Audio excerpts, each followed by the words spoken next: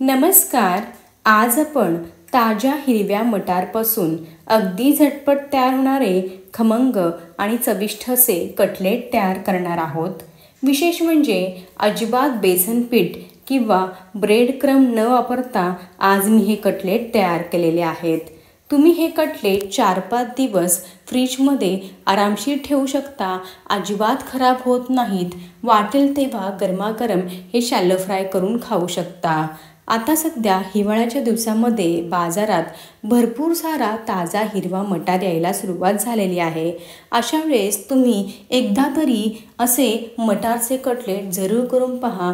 घरातल्या अगदी लहान मुलांपासून वयस्कर व्यक्तींपर्यंत सर्वांना आवडतील इतके चविष्ट आणि खमंग तयार झालेले आहेत. विशेष म्हणजे हे कटलेट अजिबात तेलकट होत नाहीत. चला तर वेळ न घालवता रेसिपीला सुरुवात करूयात. रेसिपी आवडली तर चॅनलला जरूर सबस्क्राईब करा. त्यासोबतच बेल आयकॉन देखील प्रेस करा. अगदी निशुल्क आहे. कटलेट तयार करण्यासाठी सर्वात आधी आपल्याला अर्धी वाटी पोहे आणि अर्धी वाटी डाळवं भाजून घ्यायचे आहेत. आपल्या रोजच्या वापरातील जे जाड पोहे असतात ना तेच वापरलेले आहेत आणि ह्या भाजक्या डाळ्या असतात ना त्यांना पंढरपुरी डाळ असे देखील म्हणतात. दोन्हीही अर्धी अर्धी वाटी घेतलेलं आहे. आता पोह्यांमुळे काय होतं, कटलेटला बाइंडिंग खूप छान येतं आणि मस्त असा कुरकुरीतपणासुद्धा येतो. डाळवं घातल्यामुळे मस्त असे आपले कटलेट खमंग तयार होतात. अजिबात बेसन पीठ किंवा ब्रेडचा वापर न करता अशा प्रकारचं आपण पीठ तयार करून आज आपण हे कटलेट तयार करणार आहोत. असं हे दोन्ही पोह्यांचं आणि डाळव्याचं पीठ तयार केल्यामुळे काय होतं, आपले जे कटलेट आहे ते खूपच चविष्ट तयार होतात. चला तर आता हे घातलेले पोहे आणि डाळवं जे आहेत ना ते साधारणतः 3 ते 4 मिनटं अगदी कमी आचेवरती भाजून घ्यायचं आहे. जास्त वेळ भाजायचं नाही, कारण पोहे आणि डाळवं आधीच भट्टीमधून भाजून तयार झालेले असतात. चला तर भाजून घेऊयात. या ठिकाणी साधारणतः 3 ते 4 मिनटातच डाळवं आणि पोहे मस्त असे हलकीसे डाग पडेपर्यंत खमंग भाजून घेतलेले आहेत. आता एका ताटामध्ये काढून घेऊयात आणि पूर्णपणे थंड करायला साईडला ठेवून देऊयात. आता पुन्हा ह्याच पॅनमध्ये 2 चमचे तेल घालायचं आहे. तेल चांगलं गरम झालं की लगेचच मोठे 2 चमचे अख्खे धणे घालायचे आहेत. 1 चमचा जिरं घालायचे आहेत. त्यासोबतच 6 ते 7 हिरव्या मिरचीचे तुकडे करून घेतलेले आहेत. हिरव्या मिरच्या घालायच्या आहेत आणि 5 ते 6 लसणाच्या पाकळ्या घालायच्या आहेत. आता हे तेलामध्ये सर्व जिन्नस जे आहेत ना ते अगदी 1-2 सेकंद चांगले परतून घ्यायचे आहेत. हिरव्या मिरचीचं प्रमाण तुम्ही तुमच्या आवडीनुसार कमी जास्त करू शकता.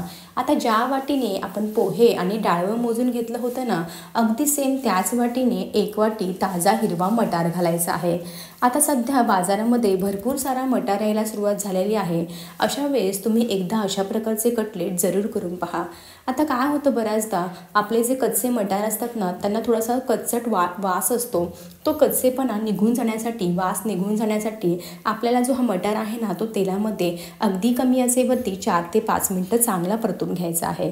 असं परतल्यामुळे काय होतो, जो कच्चट वास असतो ना तो सुद्धा निघून जातो आणि आपले जे कटलेट आहे ते सुद्धा खायला खूपच खमंग लागतात. हे पहा, अशा प्रकारे हलकीसे डाग पडेपर्यंत मी मस्त असे मटार देखील 4 ते 5 मिनटं मंद ते मध्यम आचेवरती तेलामध्ये चांगले परतून घेतलेले आहेत.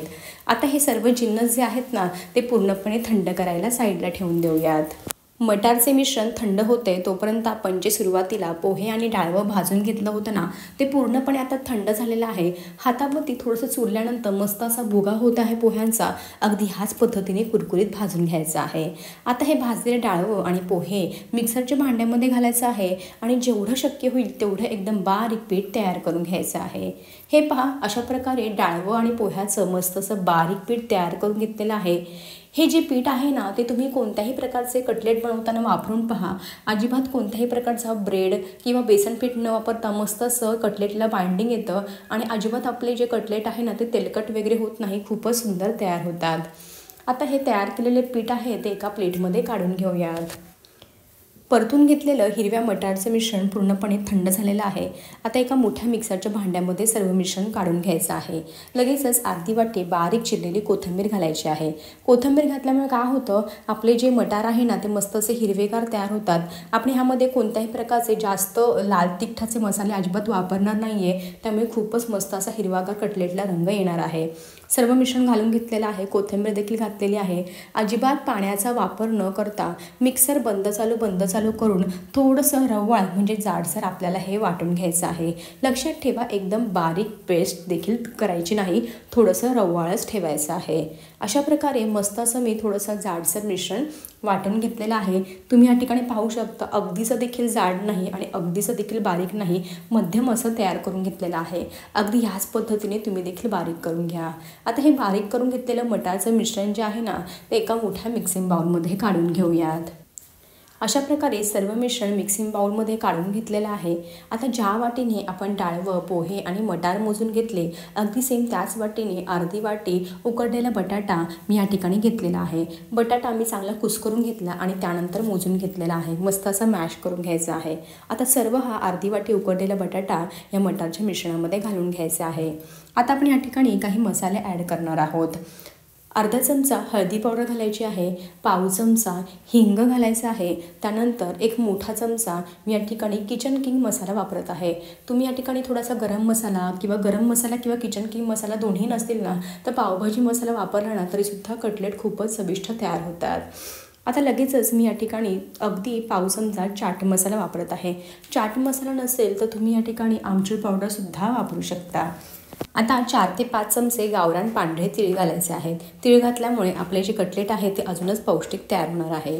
अर्धा चमचा लिंबाचा रस आपण या ठिकाणी पिळून घालणार आहोत, त्यानंतर लगेचच चवीनुसार मीठ घालायचं आहे।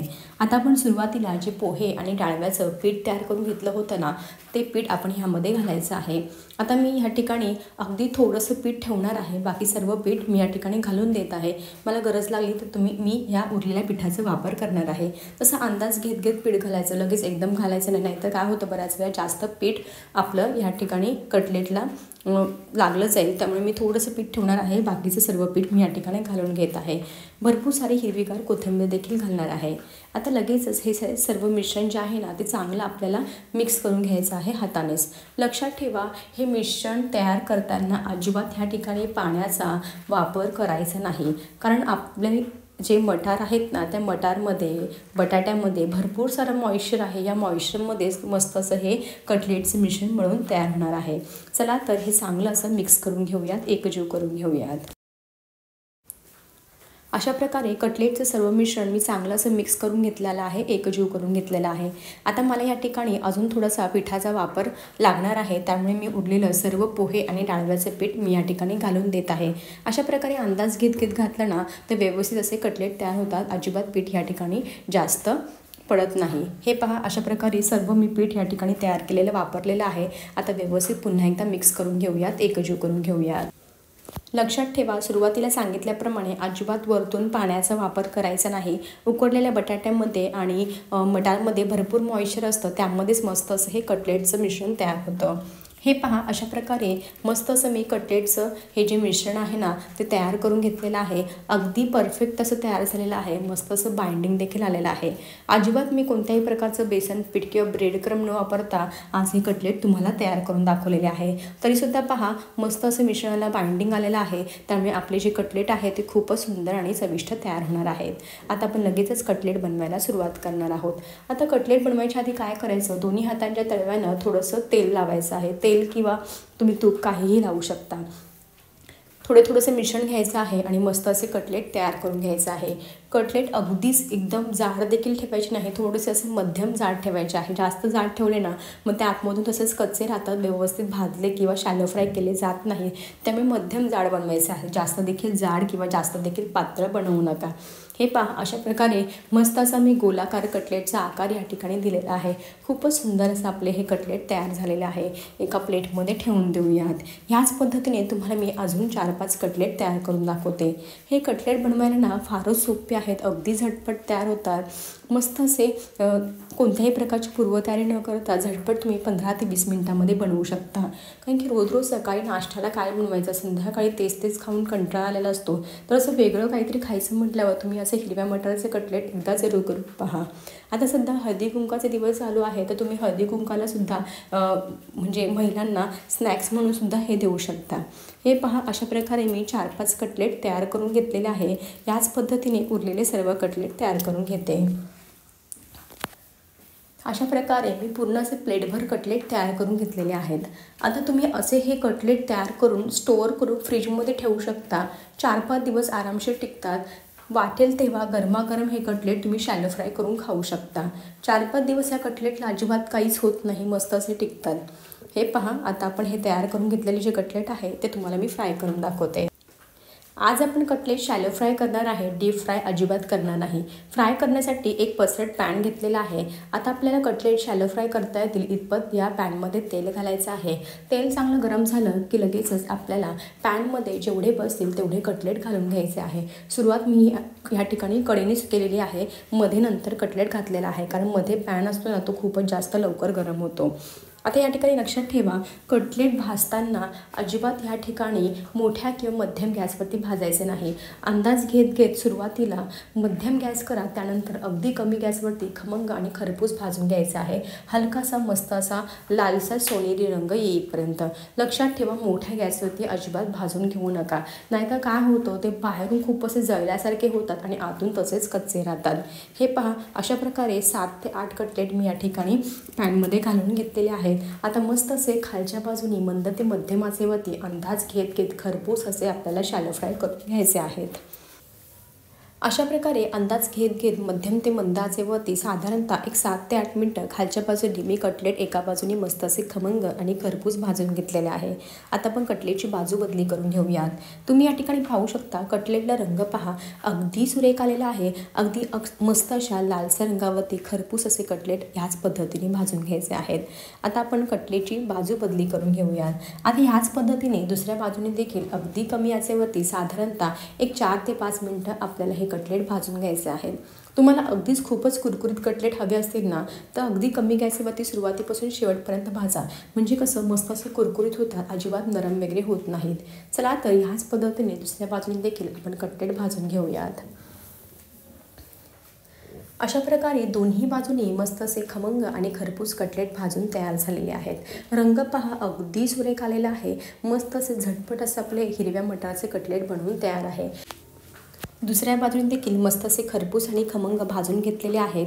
आता ही सर्व कटलेटची बाजू मी तुम्हाला बदली करून दाखवते, म्हणजे तुमच्या लक्षात येईल किती खमंग आणि खरपूस असे आपले कटलेट हे तयार झालेले आहेत. अजिबात ह्या ठिकाणी हे कटलेट तेलकट होत नाहीत. रंग पहा, खूपच सुरेख आलेला आहे. चला तर आता हे सर्व भाजून घेतलेले कटलेट जे आहे ना, ते एका प्लेटमध्ये काढून घेऊयात. चला तर ह्याच पद्धतीने आपण उरलेले सर्व कटलेट तयार करून घेऊयात. अशा पद्धतीने मी काही कटलेट तयार करून घेतलेले आहेत. रंग पहा, अगदी सुरेख आलेला आहे. खायला तर खूपच चविष्ट आणि खमंग लागतात. अजिबात कोणत्याही प्रकारची पूर्वतयारी न करता स्नॅक्स म्हणून सकाळच्या नाश्त्यासाठी किंवा संध्याकाळी काही हलकं फुलकं खायचं असेल तर हा अगदी उत्तम पर्याय आहे. तुम्ही हे गरमागरम कटलेट सॉससोबत किंवा एखाद्या हिरव्या चटणीसोबत खाऊ शकता. खूपच खमंग लागतात. कशी वाटली तुम्हाला माझी ह्याची रेसिपी? आवडली असेल तर एकदाच हे हिरव्या मटाराचे कटलेट करून पहा. कसे झाले मला कमेंट बॉक्समध्ये सांगायला मात्र विसरू नका. असेच भेटूया एका नवीन आणि सोप्या रेसिपीसोबत. तोपर्यंत मस्त खा आणि हेल्दी राहा.